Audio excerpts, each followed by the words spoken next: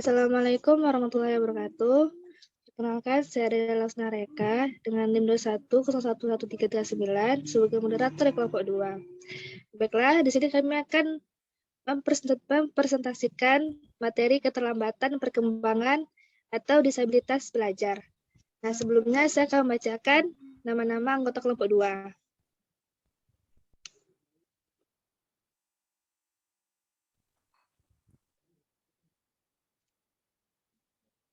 Yang pertama ada Abdullah Muhammad Abrar dengan NIM 21011213. Yang kedua ada Al-Fadila Rehani Satalia dengan NIM 21010005. Dengan saya sendiri dari Lausna Reka dengan NIM 21011339. Yang keempat ada Izzah Iwana dengan NIM 21011338. Ada Muhammad Irfan Zidni dengan NIM 21011280 dan ada Rifa Felina Weni dengan NIM 21010068. Baiklah, materi pertama dengan pengertian dari disabilitas belajar akan saya bacakan sendiri. Menurut The National Joint Community on Learning Disabilities, definition disabilitas belajar adalah kelompok heterogen yang menunjukkan ketidakmampuan atau kesulitan secara signifikan pada kemampuan dan penggunaan dalam pendengaran, bicara, membaca, menulis, pemahaman, atau kemampuan matematis. Disabilitas belajar termasuk ke dalam jenis disabilitas mental yang biasanya ditujukan pada anak-anak yang memiliki kemampuan intelektual di bawah rata-rata. Namun, disabilitas mental juga merupakan sebuah istilah yang menggambarkan berbagai macam kondisi emosional dan mental atau biasa disebut dengan gangguan kejiwaan.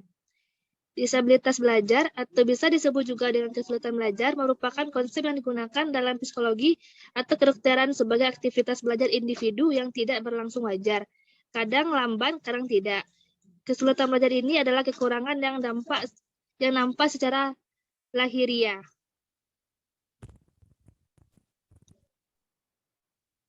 Baiklah, faktor penyebab disabilitas belajar akan dibacakan oleh Dila.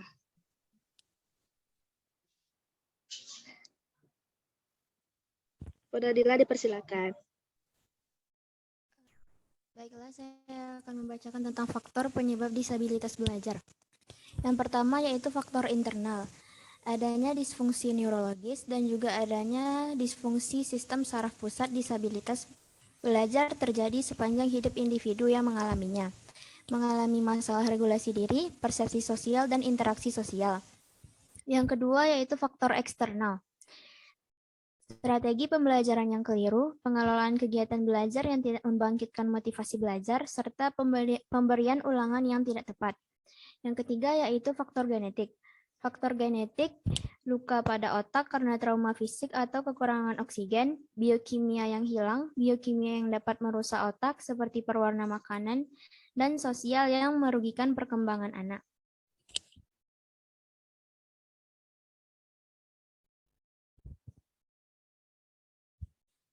Selanjutnya, identifikasi disabilitas belajar. Yang pertama, Achievement Ability Discrepancy mengidentifikasi disabilitas belajar melalui ketidaksesuaian antara skor IQ prestasi atau skor IQ dengan tes prestasi. Yang kedua, Response to Intervention atau Response to Treatment. Metode yang digunakan untuk menentukan apakah seseorang mengalami keterbatasan belajar atau tidak. Dengan pemberian level mengajar bertahap yaitu primary prevention, secondary prevention, dan tertiary prevention. Menurut Samuel A. Craig, tahun 1986-265, prosedur diagnosa mencakup 5 langkah yaitu yang pertama, menentukan potensi atau kapasitas anak. Yang kedua, menentukan taraf kemampuan dalam suatu bidang yang memerlukan pengajaran remedial. Yang ketiga, menentukan gejala kegagalan dalam suatu bidang studi. Yang keempat, menganalisis faktor-faktor terkait. Dan yang kelima, menyusun rekomendasi untuk pengajaran remedial. Penjelasan selanjutnya saya kembalikan kepada moderator. Baiklah, terima kasih kepada Dila. Materi selanjutnya tentang karakteristik psikologis dan perilaku yang akan dibacakan oleh Rifa. Kepada Rifa, disilahkan. Baik, selanjutnya karakteristik psikologis dan perilaku. Karakteristik perilaku dan psikologis setiap anak atau individu dengan disabilitas belajar adalah bervariasi. Begitu pula halnya profil kemampuan yang dimiliki tiap anak atau individu pun bervariasi. Adapun beberapa karakteristik psikologis dan perilaku individu dengan stabilitas belajar antara lain: 1. Masalah prestasi akademik. Individu dengan disabilitas belajar cenderung akan mengalami penurunan akademis. Sebagai tanda awal yang patut diperhatikan terkait dialami atau tidaknya disabilitas belajar. Masalah yang dialami terkait prestasi akademik dapat dilakukan dalam bidang membaca, decoding, fluency, comprehension, baca tulisan, berbahasa, dan matematika. 2. Masalah persepsi, perceptual, motorik, dan koordinasi secara. 3. Mengalami gangguan perhatian dan hiperaktivitas. 4. Mengalami masalah memori dan metakognitif. Masalah memori yang dimaksud adalah terkait memori jangka pendek atau short time memory atau working memory. Sedangkan metakognitif yang dimaksud adalah menganalisis kebutuhan suatu tugas, memilih dan menyusun strategi yang tepat, evaluasi dan performal yang sesuai. 5. Mengalami masalah sosial emosional. 6. Mengalami masalah motivasional. 7. Anak dengan disabilitas belajar adalah sifat didik yang cenderung mengalami keterbatasan dengan strategi belajar yang kurang. Terima kasih. Materi selanjutnya dikasihkan kepada moderator. Terima kasih kepada Diva. Materi selanjutnya, jenis-jenis disabilitas belajar yang akan dibacakan oleh Irfan. Pada Irfan disilahkan. Baik, terima kasih kepada moderator. Selanjutnya yaitu jenis-jenis disabilitas belajar. Yaitu yang pertama yaitu dispraksia. Dispraksia adalah gangguan yang menyerang kemampuan motorik yang berfungsi mengatur pergerakan dan koordinasi anak. Anak dengan dispraksia biasanya sering menabrak saat berjalan atau sulit melakukan hal-hal yang sederhana. Misalnya seperti mengikat tali sepatu. Dan seiring dengan pertumbuhannya, anak tersebut juga bisa mengalami kesulitan saat menulis. Masalah lain yang sering dialami penderita dispraksia adalah gangguan bicara, sensitif terhadap cahaya, sentuhan, rasa, dan bau, serta gangguan pergerakan pada mata. Yang kedua yaitu disleksia. Gangguan ini mempengaruhi cara anak dalam memproses atau mencerna bahasa. Disleksia menyebabkan penderitanya sulit membaca dan menulis. Gangguan ini juga bisa menyebabkan seorang anak sulit menyusun kata-kata dengan benar. Anak-anak dengan disleksia ini seringkali sulit mengekspresikan diri secara verbal.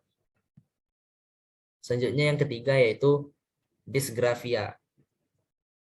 Disgrafia merupakan jenis disabilitas yang mengganggu kemampuan anak dalam menulis. Penderita disgrafia juga umumnya mengalami beberapa masalah, seperti tulisan tangan yang tidak terbaca, berbicara tidak jelas, dan sulit menuliskan apa yang ia pikirkan. Selanjutnya yaitu diskalkulia. Diskalkulia mempengaruhi kemampuan anak dalam berhitung. Gangguan ini memiliki banyak bentuk dengan gejala yang berbeda-beda. Anak dengan diskalkulia umumnya kesulitan menghitung dan menghafal angka. Saat usia sekolah, anak menjadi sulit memecahkan soal-soal matematika atau menghafal data dalam angka. Selanjutnya yaitu auditory processing disorder. Penyakit yang biasa disebut gangguan proses mendengar ini mempengaruhi cara otak dalam memproses suara yang didengar. Gangguan ini bukan disebabkan oleh kerusakan pada pendengaran.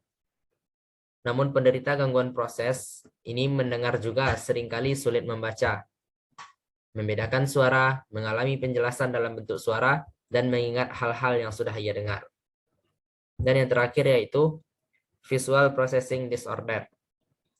Penyakit yang biasa disebut dengan gangguan proses melihat ini mempengaruhi cara anak dalam mencerna informasi secara visual. Penderita gangguan proses melihat sulit membaca atau membedakan dua objek yang mirip. Penderita gangguan proses melihat juga memiliki masalah dalam koordinasi tangan dan mata. Untuk materi selanjutnya dikembalikan kepada moderator.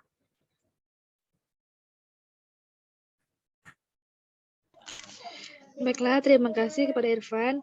Materi terakhir tentang pertimbangan pendidikan dan penilaian kemajuan yang akan dibacakan oleh Iza. Pada Iza, disilakan. Terima kasih kepada moderator. Dari sekian banyak penjelasan mengenai disabilitas belajar tadi, tentunya ada pertimbangan pendidikan bagi orang tua dan penilaian kemajuan bagi psikolog terkait. Ada 5 pertimbangan pendidikan dan penilaian kemajuan.